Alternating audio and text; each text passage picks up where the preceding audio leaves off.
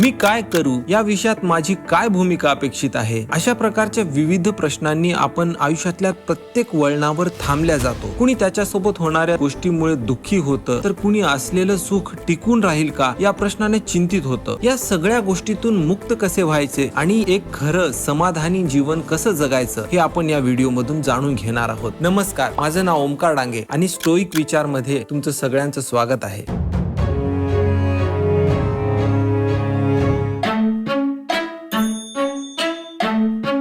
आपल्या आयुष्यात आपण मोठमोठे कलाकार पाहतो, तंत्रज्ञ, लेखक किंवा इतर लोक जी ज्यांच्या त्यांच्या क्षेत्रात अगदी निपुण आहेत. या सगळ्या लोकात आणि आपल्यात एक साम्य आहे आणि एक भिन्नता आहे. भिन्नता ही की त्यांनी त्यांच्यातलं एक विशिष्ट गुण संपन्न करून त्यात निपुणता मिळवलेली आहे, आणि साम्य हे आहे की त्यांच्यातली तर्कबुद्धी ही तीच आहे जी आपल्यात आहे. एपिक्टेटस म्हणतात की या सगळ्या ज्या कला आहेत, कुणी चांगलं गातं किंवा कुणी लेखन चांगलं करतं, या कला त्या विषयातल्या गोष्टींचं बारकाईने विश्लेषण देऊ शकतात. जसं की संगीताची कला ही स्वरांविषयी आणि व्याकरणाचं ज्ञान हे लेखनाविषयी इत्यादी प्रकारचे विश्लेषण देऊ शकतात. पण एखाद्याने कधी गायन करायचं हे ठरवण्यासाठी किंवा त्याच्या मित्राला पत्र लिहायचं की नाही याविषयी निर्णय घेण्यासाठी संगीताची कला किंवा व्याकरणाचं ज्ञान कामी येणार नाही. याविषयीचं बारकाईने निरीक्षण करेल अशी एकमेव क्षमता म्हणजे आपली विचारशक्ती आहे. एखादी गोष्ट काय आहे, तिचं खरं मूल्य काय, अशा बऱ्याच गोष्टींविषयीचं मूल्यमापन आपण या तर्कबुद्धी म्हणजेच आपली विचारशक्ती जी आहे तिच्या माध्यमाने आपण ते करू शकतो. एपिक्टेटस म्हणतात की देवाने आपल्याला जे शरीर दिलेलं आहे ते नश्वर आहे. आपली मालमत्ता ही आपली स्वतःची नसते. या गोष्टीऐवजी देवाने आपल्याला त्याचा स्वतःचा एक हिस्सा आपल्याला एक भेट म्हणून दिलेला आहे, आणि तो हिस्सा म्हणजे ही तर्कबुद्धी आहे, विचारशक्ती. कुठे हिरकणी तिच्या बाळाचा जीव वाचवण्यासाठी स्वतःचा जीव धोक्यात घालते, कुठे स्वराज्यासाठी तानाजी मालुसरे आपल्या मुलाचं लग्न सोडून तिकडे युद्धात जातात. महात्मा फुले अस्पृश्यतेच्या विरोधात आणि स्त्रियांना न्याय मिळावा म्हणून पूर्ण जगाविरुद्ध लढायला तयार होतात. हे सगळं शक्य झालं तरी कशामुळे? हे शक्य झालं कारण या लोकांना काय योग्य आहे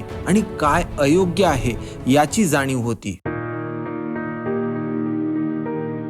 आपल्या आयुष्यात या थोर हुतात्म्यांसारखं आपल्याला जीव देण्याची वेळ तरी आलेली नाहीये, पण तरीही कुणी पांढऱ्या शर्टाला लागलेल्या डागावरून तर कुणी नोकरी जाणार का या काळजीने अगदी दयनीय अवस्थेत आपल्याला रोज दिसून येतो. असं का होतं? असं होतं कारण लोकांना जास्तीत जास्त आनंद पाहिजे आणि कमीत कमी कष्ट हवेत. पण असं आयुष्य काहीच कामाचं नाही, आणि तसं आयुष्य खरंच तुम्हाला जगावंही वाटणार नाही. भगतसिंग, सुखदेव, राजगुरू यांना जेव्हा फाशीची शिक्षा झाली होती तेव्हा ती फक्त 23 वर्षाच्या आसपासच्या वयाची लोक होती. त्यांनी जर सुरक्षित आयुष्य जगण्यासाठी स्वतःचं आयुष्य देशासाठी पणाला लावलं नसतं तर ते म्हातारे होऊन कसे बसे मेलेही असते. पण त्यात तर्क काहीच दिसत नाही. जेव्हा त्यांना फाशी देण्यात आली होती तेव्हा जे मेलं होतं ते त्यांचं शरीर होतं, पण जे आजही जिवंत आहे ती आहे त्यांची विचारशक्ती. त्यामुळे मित्र हो, जेव्हा आपल्याला आपली ही विचारशक्ती म्हणजेच तर्कबुद्धी आपल्याला सांगते की आपल्याला योग्य गोष्टी करण्यासाठी आपल्याकडून काही गोष्टी अपेक्षित आहेत, तेव्हा तसं वागलं पाहिजे. नोकरी जाणार असेल तर दुसरीकडे कमी पगाराची नोकरी करू किंवा कुठे नोकर पण राहू, पण नेहमी आपली मान ताठ ठेवूनच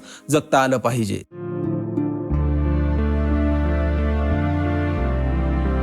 काही वेळेला आपल्याला एखाद्या नोकरीचा कंटाळा आलेला असतो, एखादी गोष्ट करून वैताग आलेला असतो जिथे प्रोग्रेसच दिसत नाही, आणि तिथे जर तुम्ही ती नोकरी किंवा ती गोष्ट सोडून छोटं मोठं कार्य करण्याचा विचार करत असाल तर तिथे तुमचं नुकसानही होऊ शकतं. त्यापेक्षा तुम्ही तुमच्या मनाची समजूत काढून आहे ती नोकरी करण्यात काय वाईट आहे. एखाद्या सरकार विरोधी बंड पुकारायचं असेल तर ते सरकारही तेवढंच अन्याय करणारं हवं ना. अशा किचकट प्रश्नांना तोंड देण्याआधी आपल्याला त्या गोष्टीविषयी पूर्ण बारकाव्याने विचार करावा लागेल, योग्य ते ज्ञान मिळवावं लागेल, आणि मगच काय तो निर्णय घेतला पाहिजे जेणेकरून आपल्याकडून काही चूक होणार नाही. आणि काही लोकांना इकडे आड तिकडे विहीर किंवा जीतेंगे नाही तो मर मिटेंगे अशा प्रकारच्या अति उत्साहात प्रत्येक निर्णय घेण्याची सवय असते. अशा सवयीमुळे ते स्वतःच तर नुकसान करून घेतातच, पण त्यासोबतच इतरांसाठीही अवघड परिस्थिती निर्माण करतात. त्यांना तसे निर्णय घेण्याआधी सगळ्या गोष्टींचं पूर्णपणे विचार केला पाहिजे.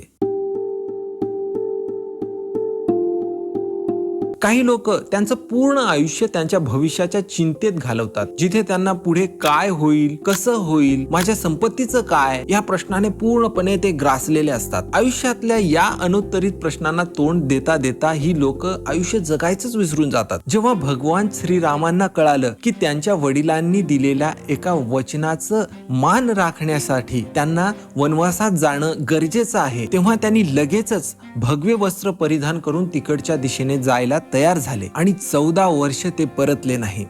जर त्यांनी त्यावेळी असा विचार केला असता की मी जाणं गरजेचं आहे का, किंवा यावर काही दुसरा पर्याय असू शकेल का, तर ते भगवान श्रीराम नसते. पण या विषयात आपल्याला प्रश्न पडतो की ही लोक, म्हणजे या संदर्भात देव, एवढा मोठा निर्णय हसी खुशी कसा घेऊ शकतात? तानाजी मालुसरे, त्यांचा परिवार, त्यांची संपत्ती, अहो एवढंच काय, त्यांचं स्वतःचं आयुष्य देखील स्वराज्यासाठी द्यायला तयार कसे होतात? याचं उत्तर एपिक्टेटस यांच्या एका वाक्यातून मिळतं. ते वाक्य आहे, कारण त्यांना माहिती आहे की तुम्हाला ती वस्तू परत करायची असते जी दुसऱ्याची आहे. मित्र हो, आपण हे आयुष्य जगतोय, पण या देहावर, या संपत्तीवर, मित्र परिवारांवर आपला अधिकार नाही आहे. त्यांच्याशी लगाव ठेवून जगू नका. ज्या क्षणी त्यांना त्यागायची वेळ आली तेव्हा लगेच तुम्हाला त्यांचा त्याग करता आला पाहिजे, आणि तोपर्यंत मात्र त्यांच्यावर निस्वार्थ प्रेम करा. आणि जेव्हा निसर्ग तुमच्याकडून एका गोष्टीचं त्याग करून घेतो तेव्हा त्या मागे त्याची खूप मोठी किमया असते, यावर विश्वास ठेवा. तानाजी मालुसरेंनी स्वतःचा जीव दिलं म्हणून सिंहगड आला आणि स्वराज्याला बळ मिळालं. श्रीरामांनी वनवास भोगला म्हणून रावणाचा वध होऊ शकला. त्यामुळे आजपासून निसर्गाची इच्छा आपल्या विचारशक्तीने आणि तर्कबुद्धीच्या वापराने जाणून घेऊया आणि एक समाधानी आयुष्य जगायला सुरुवात करूया. धन्यवाद.